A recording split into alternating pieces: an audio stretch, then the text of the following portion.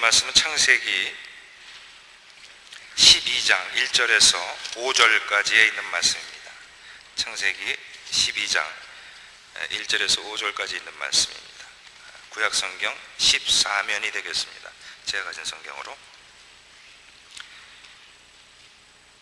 창세기 12장 1절에서 5절까지 다 찾으셨으면 우리 한 목소리로 같이 읽도록 하겠습니다. 여호와께서 아브라함에게 이르시되 너는 너의 본토 친척 아비집을 떠나 내가 내게 지시할 땅으로 가라. 내가 너로 큰 민족을 이루고 내게 복을 주어 내 이름을 창대케 하리니 너는 복의 근원이 될지라. 너를 축복하는 자에게는 내가 복을 내리고 너를 저주하는 자에게는 내가 저주하리니 땅의 모든 족속이 너를 인하여 복을 얻을 것이니라 하신지라. 이에 아브라함이 여호와의 말씀을 쫓아갔고 롯도 그와 함께 갔으며 아브라함이 하란을 떠날 때 그 나이 75세였더라.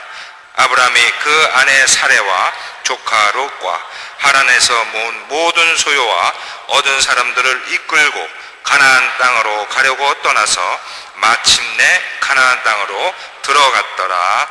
아멘.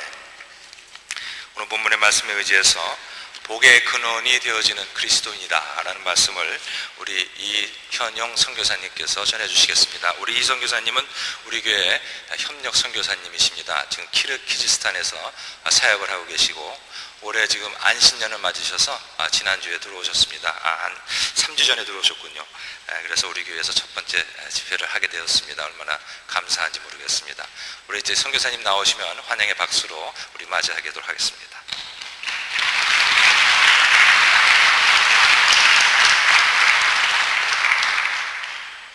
감사합니다. 할렐루야. 하나님께서 오늘 이 자리에 우리에게 은혜 주실 줄 믿습니다. 지난 4년 동안 여러분 기도해 주시고 또 후원해 주셔서 선교지에서 귀한 사역들을 잘 감당할 수 있었습니다. 이렇게 감당케 하신 하나님께 감사를 드리고요, 또한 여러분들께도 감사를 드립니다. 제가 우리 서부장로교에 와서 저에게 기쁨을 주는 요소들이 몇 가지가 있었습니다. 오늘 아침에 첫 번째가 라마단을 위해서 기도한다는 것입니다. 이 토론토에서 라마단을 위해서 기도하는 교회가 몇 개 없을 거예요. 근데 이 라마단 기도회가 정말 중요합니다, 여러분. 제가 사역하는 키르기스탄도요 이슬람 문화권입니다. 근데 저희도 키르기스탄에 있을 때 이 라마단 기간 동안에 사역자들이 함께 모여서 또 교회들마다 함께 모여서 이 라마단을 위해서 기도합니다. 이 라마단에요 놀라운 일들이 일어납니다. 실제로 그렇습니다. 하나님께서요 이 라마단 기간에 이 모슬렘들 안에 환상을 보여주시고요, 꿈을 통하여서 여러분 그들의 마음을 바꿔주시는데요, 어떤 분은 십자가를 보기도 하고 어떤 분은 예수님을 보기도 하고 어떤 분은 성경을 보기도 한답니다. 그래서 이 라마단 기간 동안 예수께로 돌아오는 모슬렘들이 많이 일어나고 있어요. 이 기도를 통하여서 하나님께서 그런 역사를 일으켜 주시는 거죠. 여러분들 인터넷에 보면 이슬람.com에 들어가시면 이 라마단 기간에 무엇을 위해서 기도해야 할지, 매일매일 어떤 기도를 드려야 할지 거기에 기도의 제목들이 나와 있습니다. 혹시 그것을 보시면서 함께 기도해 주셨으면 좋겠어요. 이 라마단 기간에 모슬렘도 기도합니다. 어떤 기도를 할까요, 여러분? 모슬렘의 극단주의자들 중에 이 라마단 기간에 하나님의 종들, 목사님들을 저주하는 기도를 하고요, 교회를 향하여 저주하는 기도를 하고요, 그들의 세계와 전략에 따라서 2025년까지 세계 인구의 3분의 1이 모슬렘화 되어지는 것을 위해서 기도하고 있습니다.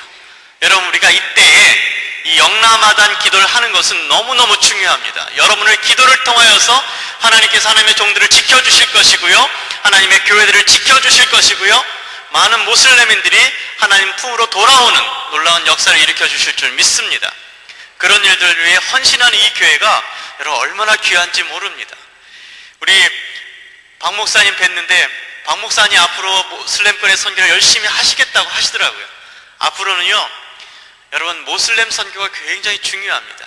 이 모슬렘과의 영적 전투가 정말 하나님께서 하나님 지경을 확장해 나가는 그 일 위에 굉장히 중요한 여러분 역사를 감당하게 되어지는 일이 될 것인데요. 우리 서부장로교회가 이 모슬렘 선교를 하겠다라고 하는 이 마음이 얼마나 귀한지 모릅니다. 하나님께서 그 마음 받아주셔서 우리 서부장로교회를 통하여서 모슬렘 선교의 놀라운 역사들이 일어나기를 주님의 이름으로 축원합니다. 사랑하는 여러분, 키르기즈는요 모슬렘 문화권입니다. 전통 모슬렘에서 조금 벗어난 외곽이기 때문에 포크 모슬렘 지역이라고 합니다. 이 말은요 민속 모슬렘 지역이라고 하는 거예요. 그래서 이슬람을 믿지만 샤머니즘화되어 있는 지역입니다. 저는 그곳에서 오시라고 하는 지역에서, 키르기스탄은 수도가 비슈킷인데요, 수도에서 남쪽으로 약 650km 정도 떨어져 있는 제2의 도시인 오시에서 지금 지난 4년 동안 사역을 감당해 왔습니다. 키르기스탄은 한국의 약 70년대 중반 정도의 문화와 또 삶의 질을 가지고 있습니다. 근데 그곳에서 산다라고 하는 것이 쉽지는 않았습니다. 제가 2년 전쯤에 와서 우리 서부장로교회에서 초기 선교사들이 겪는 몇 가지 단계들을 통하여서 하나님께서 우리를 어떻게 지켜주셨는지 하는 이야기를 드린 적이 있습니다. 혹시 기억나실지 모르겠어요. 작년 3월쯤 생각이 되는데요. 오늘은 여러분 선교사의 삶에 대한 이야기를 조금 하면서 하나님께서 진정 복 있는 사람이 어떤 사람인지를, 하나님 앞에 복 있는 사람이 어떤 사람인지를 지금 잠시 말씀을 통하여 여러분과 함께 나누기를 원합니다. 여러분, 지난 4년을 돌아보면서 와서 생각하니까요 너무너무 감사의 조건들이 많더라고요. 사역의 기반을 마련하겠다라고 출발했었는데 하나님께서 사역의 기반뿐만 아니라 사역을 통하여서 하나님의 이름을 드러낼 수 있는 자리에 저를 세워주셨어요. 이것이 하나님의 일은 하나님이 하신다라고 하는 그런 경험을 저에게 하시는 하나님의 은혜의 손길이었습니다. 그렇지만 여러분, 거기서 살아간다라고 하는 것이요 쉬운 것만은 아니었습니다. 때로는 너무 힘들어서 떠나고 싶은 마음이 간절했고요. 그 다음에 이슬람의 높은 장벽 앞에 서 있는 제가 너무 초라해서 여러분 절망했던 적도 있었습니다. 해도 늘지 않는 키르기즈어를 보면서, 저의 현실을 보면서 그 현실에 부딪히면서 잠을 못 이뤘던 적도 있습니다. 온 지 얼마 안 되는 젊은 선교사들은요 어느 날 금방 하는 거예요. 1년 만에 막 대화를 하고 1년 만에 성경을 가르치는데 2년이 지나도 제가 성경을 가르칠 수가 없는 겁니다. 얼마나 답답했겠습니까? 하나님, 저에게는 왜 언어의 능력을 주시지 않습니까? 하면서 하나님 앞에 간절히 기도했던 적도 있었습니다. 근데 아까 어떤 장로님 보니까요 이미 나서 45세 때 새로운 도전을 하셔서 약사가 되기 위한 공부를 하셨대요. 참 제가 대단하다 이런 생각을 했습니다. 근데 여러분, 제가 42살인데요 여기 나이로 42살인데 그때 제가 40이 되어질 때 저에게 특별한 생각이 들더라고요. 40에 지금 언어를 공부하고 있어? 이 생각이 드는 거예요. 다른 사람들은 제가 한국에서도 목회하고 또 토론토에서도 목회를 했었거든요.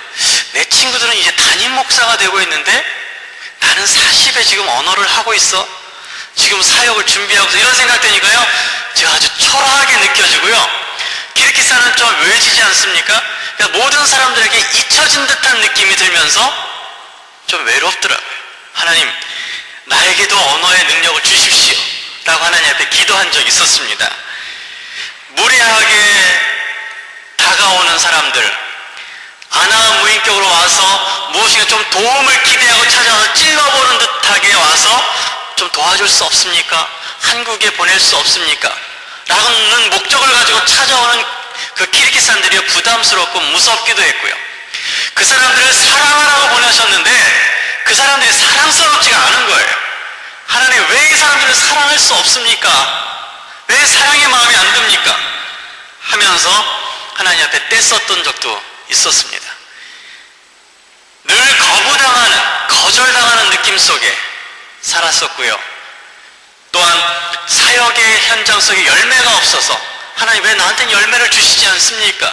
라고 간절하게 하나님께 기도했던 적도 있었고요. 1년 동안 열심히 양육했던 리더가 러시아에 돈을 벌겠다고 그냥 떠나버리는 그런 허탕한 일도 있었습니다. 또 비자의 어려움들, 경찰들의 횡포들, 또 아이들의 학교 문제들, 사소한 것까지도 여러분 쉽지 않았습니다. 참 여자분들이 제가 대단하다라고 생각을 늘 하지만 근데 선교지에서 그런 생각들을 더 많이 했습니다. 여기에는 모든 것이 풍성하지만 키르기스탄은 먹거리가 풍성하지 않습니다. 한국 음식이 없고요. 야채들은 있지만 그 야채들이 풍성하진 않아요. 그래서 저희 아내가 늘 무엇을 먹을까 이렇게 고민하는 것을 옆에서 지켜봅니다. 근데 사소한 먹거리를 가지고 훌륭하게 날마다 식사를 만들어내는 저희 아내가 정말 대단해 보였습니다. 더 대단하게 느껴진 경우가 있었는데요. 여러분 여기는 정육점에 가면 고기가 다 정리되어 있지 않습니까? 근데 키르기스탄은 정리가 되어 있지 않아요. 그냥 이렇게 고기를 걸어놓고 쓸어서 파는데 뼈가 다 붙어 있어요. 늘 뼈를 정리하고 고기를 정리해서 먹어야 합니다. 근데 모슬렘권이기 때문에 여러분 돼지고기가 없어요. 돼지고기가 먹고 싶은데 저에게 좋은 소식이 들린 적이 있었어요. 거기 러시아 사람들이 살고 있고 고려인들이 살고 있는데 그 사람들 중에 돼지를 키우는 분들이 있습니다. 근데 우리 아이들의 언어 선생님 부모님이 돼지를 키우신대요. 근데 곧 돼지를 잡는다고 하시더라고요. 그래서 그 집에 찾아가서 돼지고기를 잡으면 제가 다 사겠습니다라고 이야기했어요. 그래서 한 마리를 다 샀습니다. 그래가지고 그분들이 돼지를 다 잡아가지고 8조각으로 이렇게 나눠 놨더라고요. 그 중에 제가 8조각을 다 사서 저희 후배 목사님에게 4조각, 우리가 4조각 이렇게 나눠 갖게 되었습니다. 근데 문제는요, 그냥 덩어리로 산 그 고기를 어떻게 정리하느냐 하는 것입니다. 비계도 붙어있고 큰 뼈들도 붙어있는데 그것을 어떻게 정리하느냐. 저는 엄두를 못 내고 있는데 저희 집사는 비닐을 다 깔고요, 칼을 쓱쓱 갈더라고요. 그러더니 그 돼지고기 하나씩 정리하기 시작합니다. 뼈는 뼈대로, 또 비계는 비계대로, 살코기는 살코기대로 이렇게 하나씩 정리해 가더라고요. 근데 몇 시간 돼서 그게 다 정리된 거예요. 그래서 저희 집사님이 하는 얘기가 이제는 정육점 해도 되겠다 이런 얘기를 하더라고요. 사랑하는 여러분, 그 현장에서 살아간다라고 하는 것, 또 좋지 않은 환경 속에서 살아간다라고 하는 것, 그것이 저를 지치게 하는 것은 아니었습니다.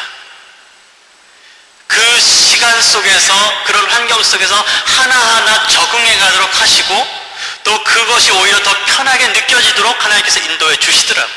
그런데요, 정말 저를 어렵게 하고 힘들게 했던 것은 그런 환경이 아니라 제가 지금 어떻게 살고 있느냐 하는 것이었습니다. 제가 지금 하나님께서 그 땅에 하나님의 복을 나누어 주도록 그 땅에 보내셨는데 그 복을 나누고 있는 선교사로 살고 있느냐, 제가 하나님 은혜를 받은 사람으로서 그 땅의 은혜를 나누는 사람으로 살고 있느냐 하는 것이 저에게 큰 어려움이었고 고통이었습니다. 사랑하는 여러분, 그렇기 때문에 하나님께서 저에게 다시 한번 삶의 원동력을 갖게 하시고 그 자리에 있어야 할 이유를 주시는 하나님 말씀을 주셨는데 그것이 바로 뭐냐면 내가 너를 이곳에 보냈다라고 하는 것입니다. 하나님이 저를, 우리 가정을, 우리 자녀들을 이 땅에 보내셨다라고 하는 것입니다. 그러므로 하나님께서 사역의 열매가 보이지 않는다고 하더라도, 힘든 환경 속에서 어렵다라고 하더라도 하나님께서 저를 지켜주실 것이고 저를 인도해 주셔서 하나님의 일을 감당하도록 도와주실 거라고 하는 생각입니다. 그 생각이 저를 4년 동안 견디게 하고 절망 가운데 다시 한번 소망을 품게 하셨고 다시 한번 하나님을 바라보도록 하나님께서 인도해 가셨다라고 하는 것입니다. 실제로 점점 시간이 지나니까요, 하나님께서 저와 아내를 통하여서 일하시는 하나님의 놀라운 섭리를 경험케 하셨어요. 언어의 진보도 주셔서 의사소통을 하게 하면서 그 사람들에게 키르키즈 말로 성경을 가르칠 수 있게 하시고 가정교회를 이루어 그들에게 키르키즈 말로 설교할 수 있는 기회도 주셨고요. 또 필요한 리더들을 저에게 보내주셔서 그들을 키르키즈 말로 양육할 수 있는 시간도 주셨고, 오시 기술대학 안에 한국어 문화센터를 만들어서 그곳에서 신입생들을 받아서 한국어를 가르치고 한국어 클럽도 하게 하시고 또 여러 선교사들에서 파송된 많은 선교사님들과 함께 연합해서 학원 사역들을 할 수 있도록 하나님께서 길을 열어주셨습니다. 그리고 이 첫 번째 사역의 단계에서 사역의 기반만 만들었으면 좋겠다라고 하는 바람을 가지고 갔었는데 하나님께서 여러 일들을 할 가족도 형성케 하시고 사람도 만나게 하시고 사역의 현장 속에서 열매도 보게 하시면서 내가 너를 여기에 보냈는데 너를 통하여 이런 일을 하길 원하신다라고 하는 하나님의 마음을 저에게 보여주시고 그 은혜를 경험케 하여 주셨습니다. 그래서 여기에 나오기 전에는 하나님께서 열매를 주셔서 4명에게 세례를 베풀 수 있는 은혜도 주셨습니다. 이것이 바로 하나님의 은혜입니다. 사랑하는 여러분, 복이 무엇입니까? 여러분, 복이 무엇입니까? 편안한 환경 속에서 많은 것들을 누리며 소유하며 살아가는 것이 복입니까? 제가 서운한 이야기를 들은 적이 있었어요. 영락교에서 키르키즈가 너무 멀다는 것입니다.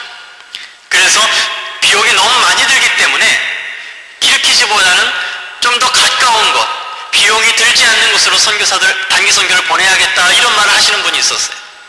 사랑하는 여러분, 우리가 쉬운 선택을 할 수 있습니다. 그러나 하나님의 마음이 있는 곳에, 하나님이 있으라고 하는 곳에, 하나님이 있기를 원하는 그곳에, 우리가 재정적인 부담이 있다고 하더라도 그곳에 가서 하나님 앞에 쓰임받는 인생, 그 인생이 복 있는 인생 아니시겠습니까, 여러분? 어떤 분이 이런 이야기를 하신 적이 있었어요. 방학을 했는데 아이들이 비즈니스를 좀 도와줬으면 좋겠는데 단기 선교에 간다라고 하는 거예요. 그래도 비용도 많이 들어서. 부모 입장에서는 그렇게 얘기할 수도 있었겠습니다. 부모님들이 힘들기 때문에 방학하면 아이들이 비즈니스를 좀 도와주고 또 아르바이트를 해서 부모의 짐을 좀 덜어주기를 원하는 마음이 있을 수 있겠어요. 근데 여러분, 그것보다 더 소중하고 더 은혜 있고 더 복 있는 삶은요, 그 아이가 하나님이 있으라고 하는 곳에 있으면서 하나님 앞에 쓰임받는 것입니다. 그 아이가 선교의 현장에 가서 하나님의 마음을 품고 하나님께 그 백성들을 사랑한다라고 하는 그 마음을 품는 거예요. 돌아와서 그래서 하나님을 위하여서 자기 인생을 드릴 수 있고 하나님을 위해서 꿈꿀 수 있는 아이가 되는 것, 그것이 더 복 있는 삶이 아니겠습니까, 여러분? 그렇습니다, 여러분. 하나님의 인도하심을 받는 인생이 복이 있습니다. 하나님이 창조하신 그 목적대로 하나님의 영광을 위하여 쓰임받는 인생이 복이 있습니다. 하나님 마음과 복음을 세상에 나타내는 하나님의 은혜와 통로와 복의 통로로 삶의 자리에 있는 사람이 진정 복 있는 사람입니다. 사랑하는 여러분, 그런 인생은 누가 살 수 있습니까? 특별한 사람들이 살 수 있습니까? 우리 목사님이 그렇게 살 수 있습니까? 선교사들만 그렇게 사는 것입니까? 아닙니다. 하나님께서 모든 사람, 하나님께서 선택하셔서 하나님의 자녀로 삼아주신 모든 사람들이 세상에 나아가 그 하나님의 은혜와 하나님의 복의 통로로 하나님의 쓰임받기를 원하십니다.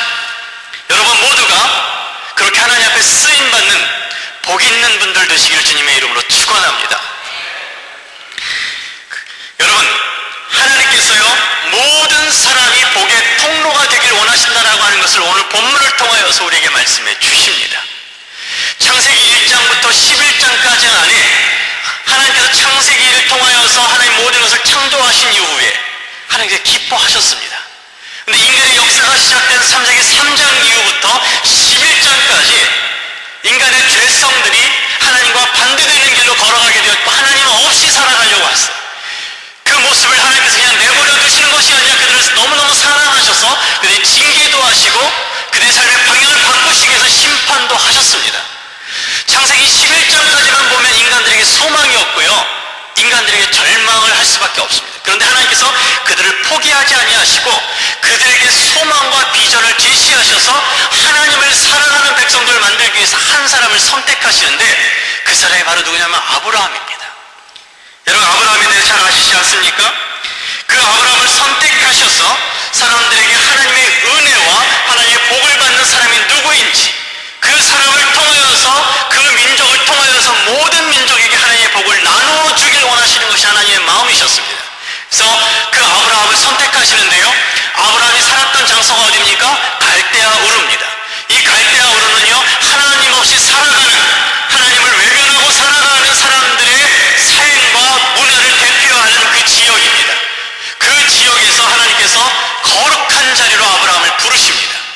그 자리를 떠나라고 하십니다.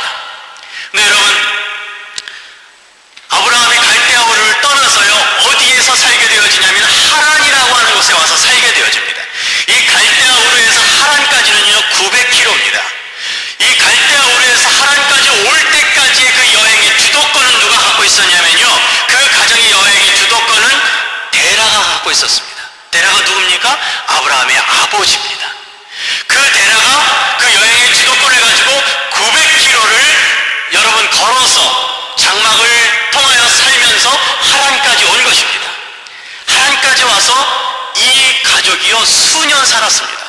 단지 1, 2년 산 것이 아닙니다. 수년 살면서 재산도 모으고 편안하게 살고 있는 거예요. 여러분, 하란이라고 하는 곳의 이름의 뜻이 무엇인지 아십니까? 이 하란이라고 하는 곳의 뜻은요, 지체케 하다, 머물게 하라라고 하는 뜻이 있어요. 이 하나님이 떠나라고 해서 갈대아우르를 떠났는데 이 백성들이요 하란까지 와서 계속해서 지체하고 머물러 있는 거예요.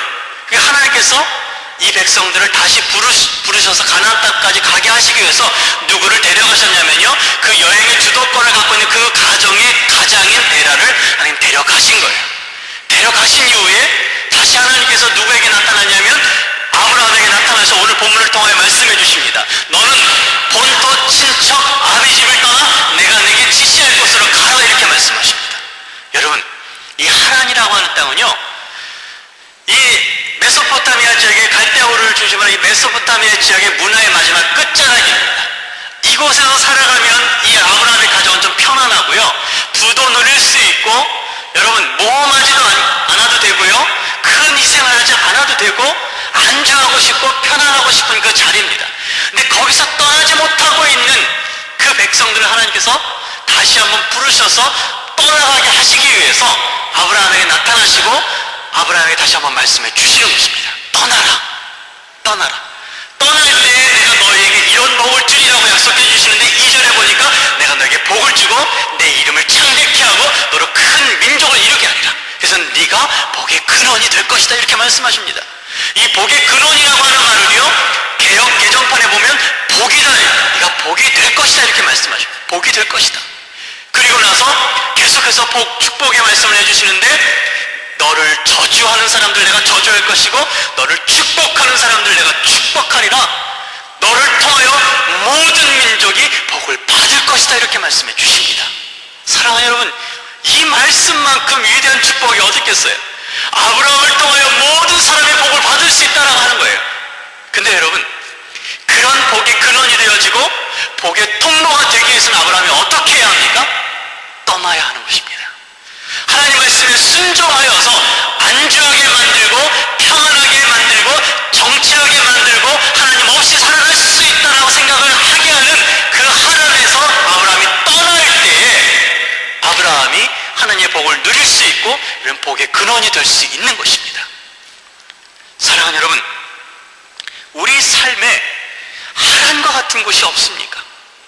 편안해지고 싶고 대충 살고 싶고 안주하고 싶고 희생하지 않고도 은혜를 누리고 싶고 또 많은 것들을 내어놓지도 않고도 얻을 수 있는, 우리를 정치하게 만들고 하나의 은혜에서 떠나게 하게 만들고 적당하게 그리스도인답게 살아가려고 하는 마음을 품게 하는 그 하란과 같은 그 장소, 그런 요소, 그런 자리가 여러분에게 없습니까? 아브라함이 하나님 앞에 할 말이 있어요. 하나님 떠나라고 하셨기에 이 하란까지 오지 않았습니까? 이 정도 수고했으면 되지 않습니까? 이 정도 애쓴 것만, 이 정도 헌신해도 하나님 은혜를 받을 만하지 않습니까? 라고 할 수도 있겠어요. 그러나 하나님은 그걸 원하시는 것이 아닙니다. 하나님은 이 아브라함이 어디에 있기를 원하십니까? 가나안 땅에 있기를 원하시는 거예요. 그러므로 안주하게 만들고 편안해지기를 원하는 마음, 하나님 없이 살아갈 수 있다고 생각하는 그 모든 삶의 자리에서 아브라함이 떠나기를 원하셨던 거예요. 그 아브라함이 그래서 하나님의 복을 누릴 수 있는 것은요, 그것을 떠날 때 누릴 수 있습니다. 4절에 보니까요, 아브라함이 위대한 결단을 합니다. 하나님 말씀을 쫓아서 이 말씀대로, 이 말씀을 쫓는다라고 하는 그 말씀의 권위를 인정하고 하나님이 어떤 분이신지를 분명히 확신하여 떠날 때 약속해 주셨던 그 모든 복이 그에게 임할 것이라고 하는 확신 속에 말씀을 쫓아 그곳을 떠나가게 되십니다. 떠나니까요 복이 임하는 겁니다. 떠나니까요 하나님의 은혜를 경험하게 되고요, 떠나니까 하나님의 임재를 누리게 되어지는 것입니다.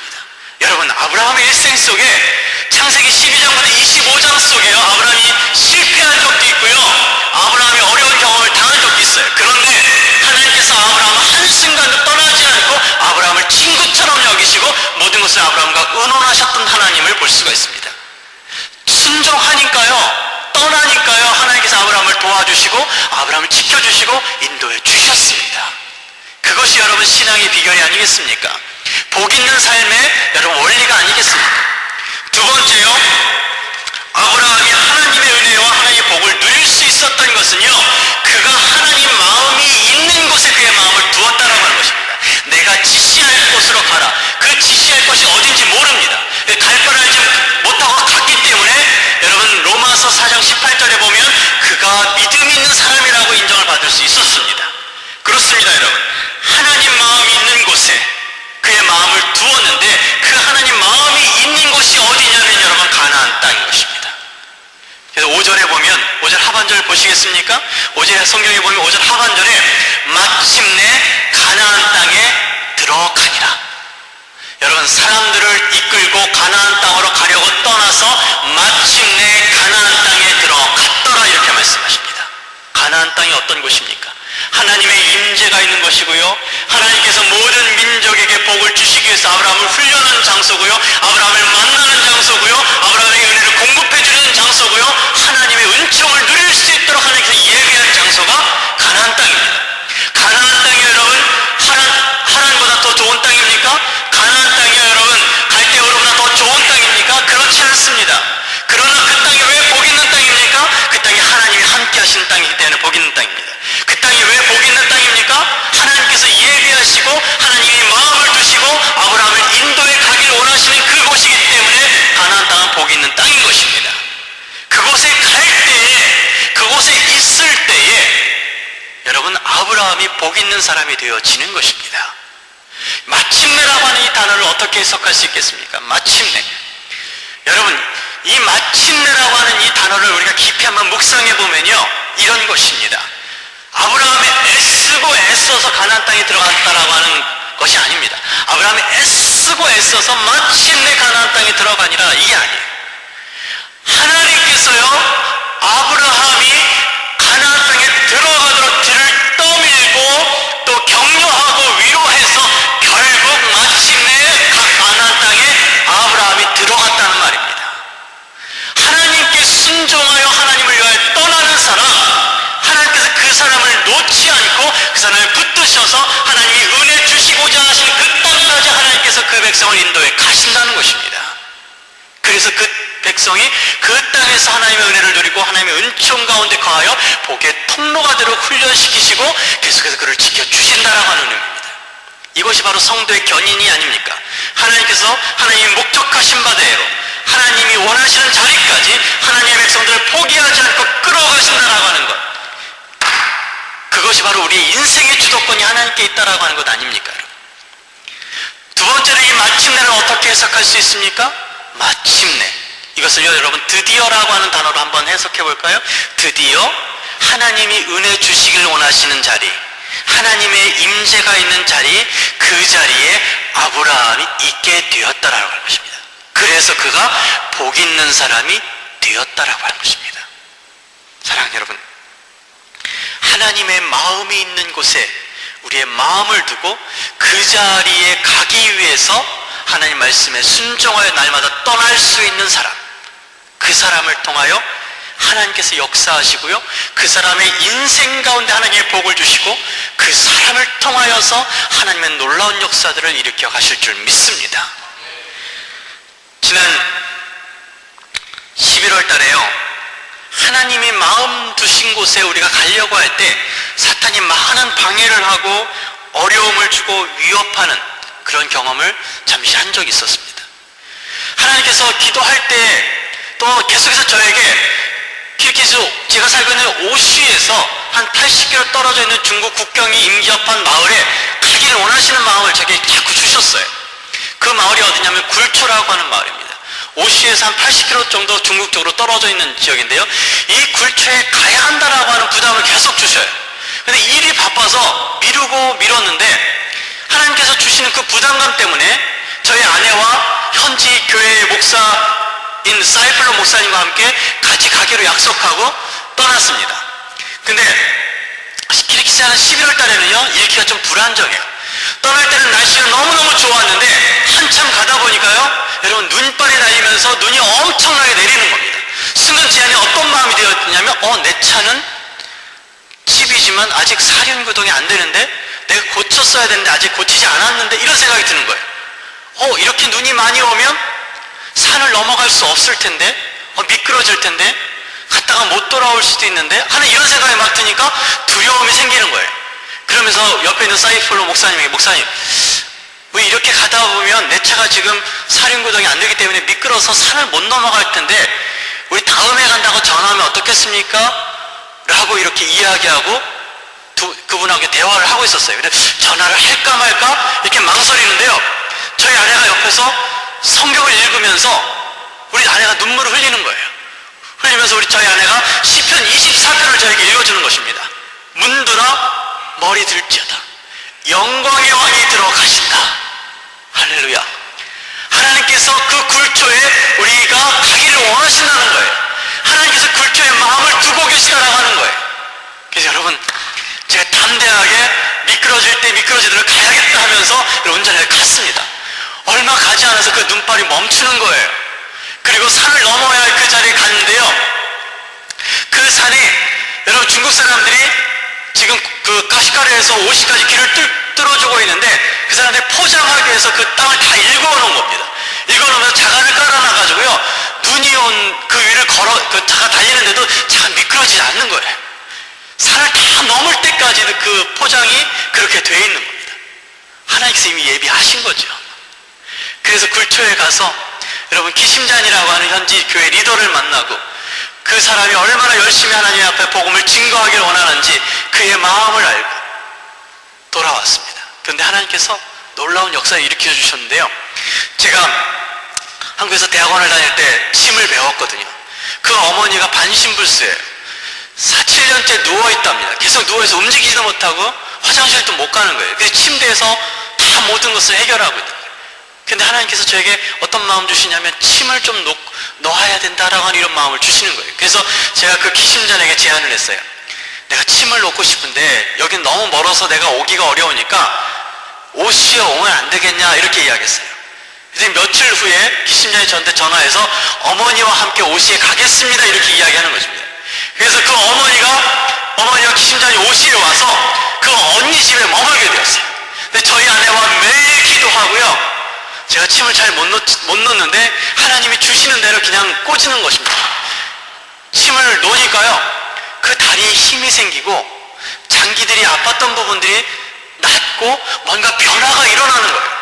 그러니까 그 어머니가 막 자식들한테 다 이야기하는 것입니다. 내가 좋아지고 있다, 내가 낫고 있다, 하나님이 나를 치료해 주신다. 그 어머니가 앉게 되셨어요. 그리고 부축을 받으시면 떼엄떼엄 이렇게 걷게 되시는 거예요.